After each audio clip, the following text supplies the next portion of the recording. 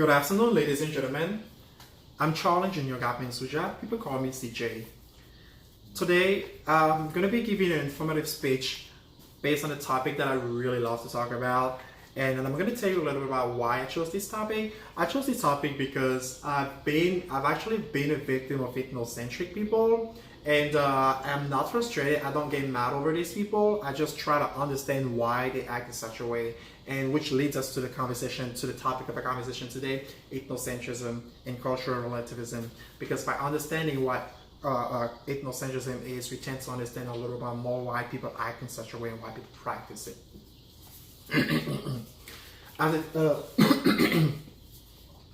Excuse me, ladies and gentlemen.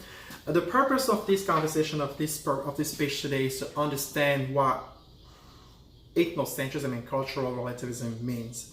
As a specific purpose, we're going to be talking about how ethnocentrism has really hindered an individual perception of a foreign culture. As a thesis, we have ethnocentrism plays in very important roles in shaping an individual perceptions of a foreign culture. Ethnocentrism. What is ethnocentrism? It's such a beautiful word to actually pronounce, but it means really, it has a negative outcome, like a really negative connotation. Ethnocentrism comes from a Greek word, a mix. It's actually a mix of two Greek words, which means kentrikos, which refers to center, and ethno, which refers to race, a group of people, or a group of a culture. Ethnocentrism is the practice of judging and misunderstanding other culture, ethnicity, or group, and of norms and value. Ethnocentrism leads to a downlook and prejudices against other people's race, norms, and value. Now that we have a brief understanding of now that we have a brief overview of cultural of ethnocentrism and cultural relativism, let's talk about understanding ethnocentrism.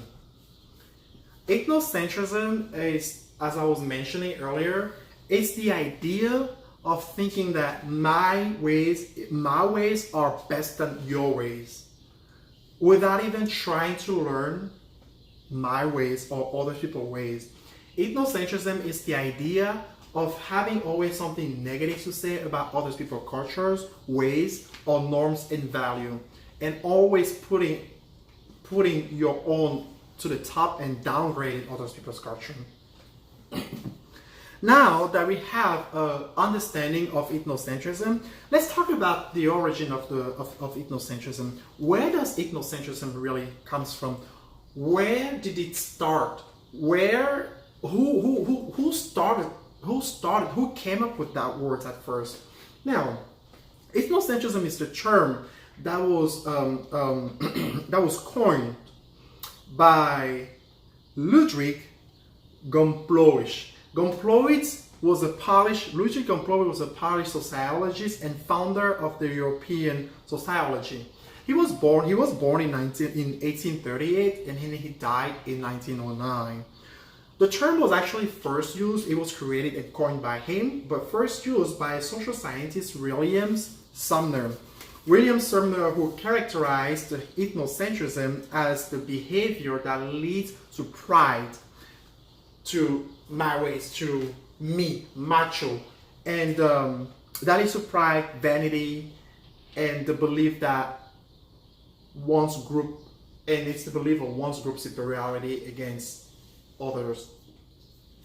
Now that we've talked about the origin and we know where the word ethnocentrism comes from, now let's talk about the understanding of the ethnocentrism individual and how they downlook other people's culture. Ethnocentric people or individuals believe that they are better than others. Their ways are better than others, slowly to their heritage. What does that mean? It means that ethnocentric people always think the way I do things is the best way. Why? Because I grew up that way. I was taught that way. Therefore, other people's ways other people's way don't matter to me. My way are the best because that's what I grew up with. That's what my parents used to do. That's what I'm going to be doing.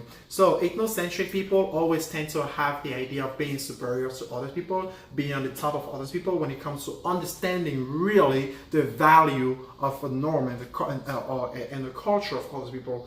Ethnocentric people always have a negative perception. They always have a negative thought of other people's ways. It's something that really most of ethnocentric people are not open-minded. They're very close-minded people, which is not good really for society. It's something that has caused so many bad things in this world or in the society that we live today, but unfortunately it's a topic that people do not like to talk about because they are afraid of confronting the truth or aborting or approaching the truth. Now, let's move on to some example and practices of ethnocentrism. As an example that I'm going to practice, that I'm going to tell you today, I want to talk about the Asian culture. I love Asian people. I love my Asian people. I love what they do. I love everything about the culture because I try to understand it and I learn also about it. But in Asian culture, all across Asian countries throughout Asia, and the way of eating is the use of chopstick. In every meal.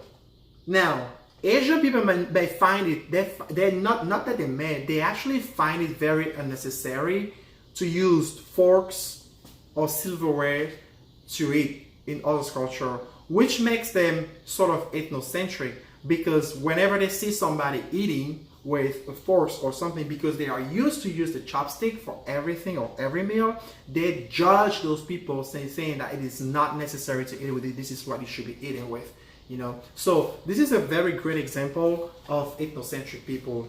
Again, not that it's as bad as someone who will really criticize the norms and value of other people, but this is a typical example and a very practical example of ethnocentric. Now that we've talked about we've talked about the practice of ethnocentric people and how it really affects the society, let's try to understand the cultural relativism and what it really means. Cultural relativism is the idea of not to judge, which is totally the opposite of ethnocentrism.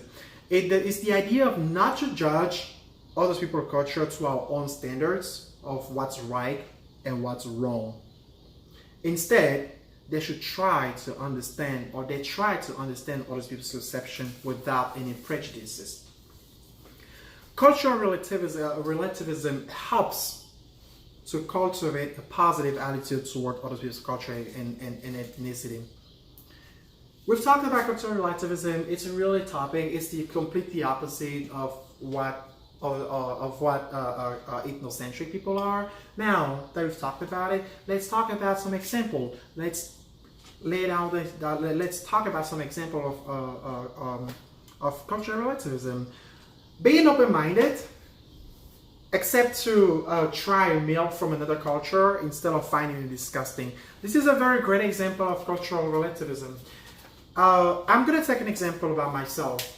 I'm a vegetarian. I don't eat meat, and again, that has nothing to do with the culture. It's just a lifestyle choice that I made, and I'm really happy the way it is. And other people will really find it offensive, or actually they will find disgusting the fact that I can't eat meat. However, a cultural relativist person will try to understand why I chose to be a vegetarian and actually even try my vegetarian meal sometime if I offer them some, and without finding any objection or any prejudice against my ways or against my culture. That is a really good example of cultural relativism. Now, to wrap up, we need to understand that the practice of ethnocentric has never led to, has very and rarely led to the achievement of a positive outcome. Never. The result of life, instead, it has led to oppression, genocide, division amongst people. Trying to understand people's cultural nuances and tradition and ethnicity is a great way to avoid conflict in life and harbor more and more peace of life. Thank you for watching, and thank you for being here today, ladies and gentlemen. I really hope that based on this informative speech, you will change your perception of how you see other people's culture and try to practice more cultural relativism. Thank you again, and have a great day.